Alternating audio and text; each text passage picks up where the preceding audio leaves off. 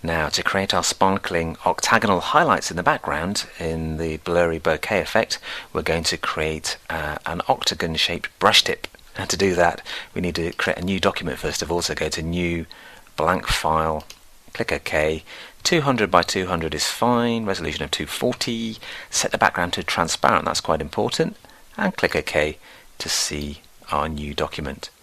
Now, to create our octagonal highlight, we're going to use the polygon tool, which you'll find down here in the toolbar. If you click and hold down the mouse, you can choose the tool, and then you can type in the options bar the amount of sides you want. Now, this could vary depending on the lens you've got and the type of aperture it's got and how many blades that has, but we're going to go for a typical octagon effect. So type in 8, and to get the grey colour, you can click here and type in 128 for the red, green and blue values. Click OK.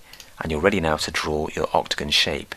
Easiest way to do that is just to click in the middle of the document, because it draws from the center, and if you hold shift it constrains it so it's nice and regular in shape and size. Let go to fill it with a texture. To turn that into a simplified shape, you can then right click on the actual thumbnail here and choose simplify layer, and it's no longer a vector shape, it's now a bitmap, and we can edit that in a variety of ways. I'm just going to press V for the move tool, and then I'm going to just use the right arrow just to move it into the center a wee bit more, and then we're going to stroke the edge just to enhance it. And to do that, we can go to layer, go to layer style, style settings, and if you choose stroke, we can then choose a white color by clicking here, click OK, and it's got a nice white edge to it.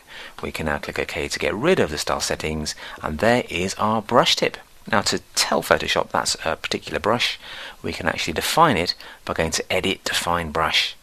And we can even label it and call it Bokeh Brush.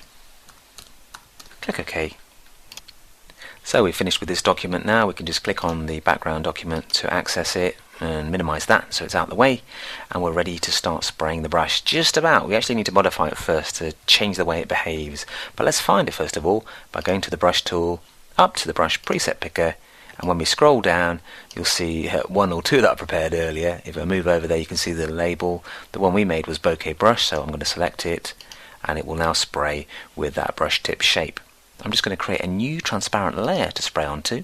I'm going to make sure that's not connected to the mask by dragging it down to the bottom first of all, and then pushing it above like so. Just make sure it's not offset and there's no little arrows attached to it. And if I spray the brush now, you can see it's not particularly effective, so we need to modify it. Control Z to undo the stroke. So to modify the way the brush behaves, click up here to get the dynamics palette and then set fade to 4600. You probably find it easier just to type that value in, 4600.